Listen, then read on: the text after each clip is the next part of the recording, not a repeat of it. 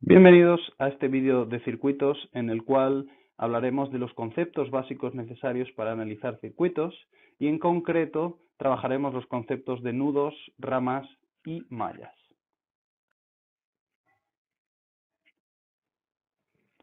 En esta diapositiva veremos el concepto de circuito y nudo, pero primeramente definamos qué es un circuito.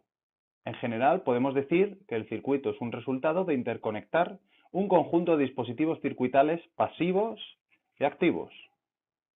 Este nombre, circuito, también se conoce como red, con lo cual podemos utilizar de manera intercambiable circuito y red cuando nos refiramos al mismo concepto.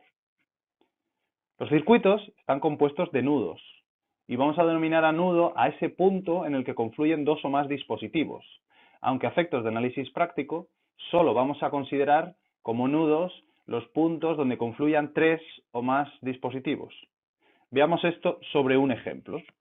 En este pequeño circuito podemos ver que tenemos 1, 2, 3 y 4 zonas donde confluyen dispositivos.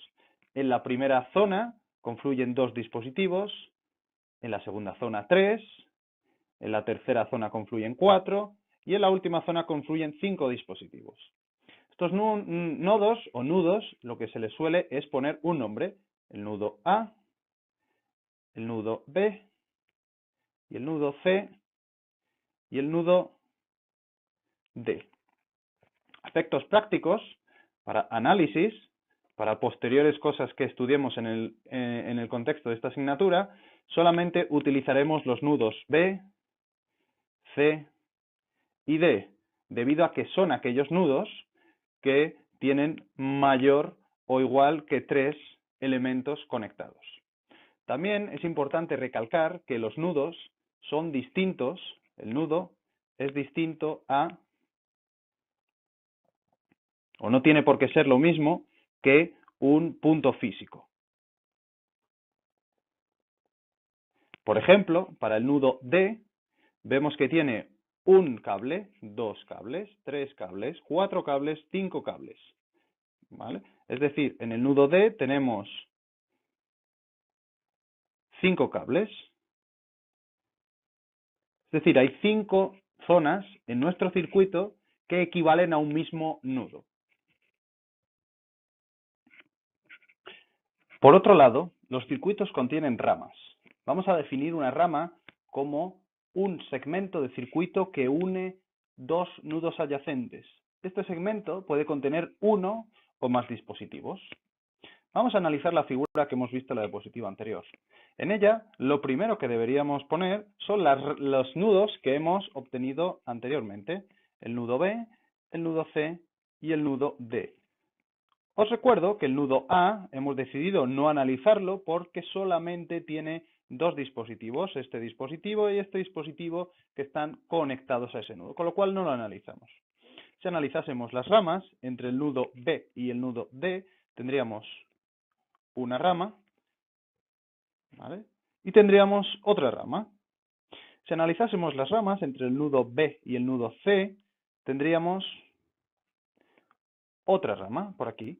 Y si analizáramos las ramas entre el nudo C y el nudo D, tendríamos tres opciones posibles. Una opción, otra opción y otra opción. Con lo cual, en resumen, lo que tendríamos en este circuito sería tres nudos, los nudos B, C y D, y tendríamos 6 ramas, todas las posibles opciones o segmentos que utilizamos para unir estos nudos. En esta diapositiva vamos a trabajar el concepto de malla y vamos a denominar malla a cualquier conjunto de ramas que forman un camino o bucle cerrado, es decir, que comienza y termina en el mismo nudo. De entre todas las posibles mallas, es recomendable analizar solamente aquellas que coinciden con los huecos del circuito, puesto que las vamos a considerar independientes. En el circuito que vamos analizando a lo largo de este vídeo, podemos extraer las siguientes mallas. La malla, el primer hueco que podemos ver, que sería la malla 1, correspondería con un bucle cerrado de este estilo.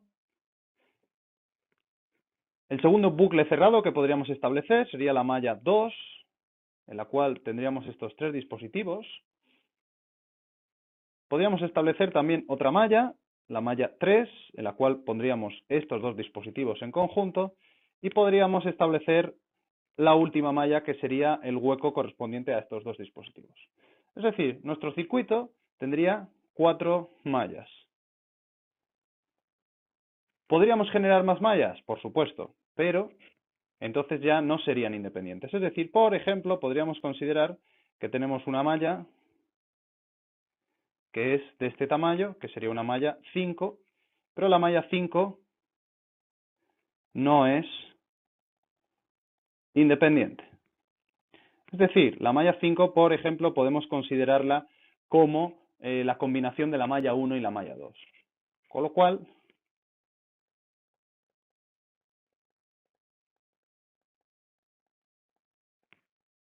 lo que podemos considerar es que si tenemos mallas hueco, siempre vamos a encontrarlas independientes. Y el número máximo que podemos encontrar de mallas huecos es el número de mallas que debemos analizar en nuestro circuito. Por último, en este vídeo vamos a analizar el concepto de nudo de referencia.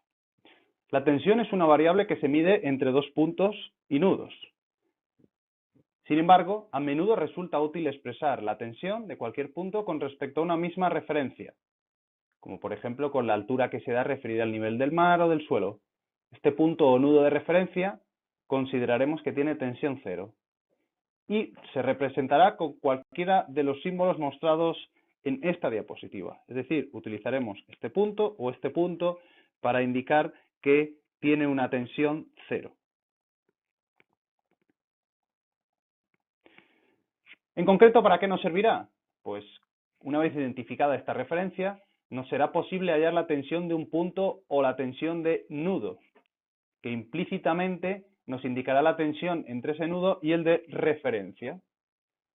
Dado que la referencia es única, pues lo que consideraremos es que si el símbolo aparece en varios puntos, indica que todos ellos están interconectados. En este circuito, por ejemplo, podemos ver que la tensión entre dos puntos, entre A y B, que sería de esta manera, VA y B, la podemos representar como VAB, la podemos representar como la tensión VA0, que sería la que estamos pintando de verde, y la tensión VB0, que sería la que estamos pintando de color azul. Podríamos representarlos de esta manera y de manera simplificada eliminamos los índices de la referencia. Como se ha comentado antes, si tuviéramos varias masas, asumiríamos que las masas están conectadas. Es decir, que serían el mismo punto circuital. Y con este vídeo terminamos los conceptos básicos que hemos repasado del nudo, de la malla, de la rama y el nudo de referencia de un circuito.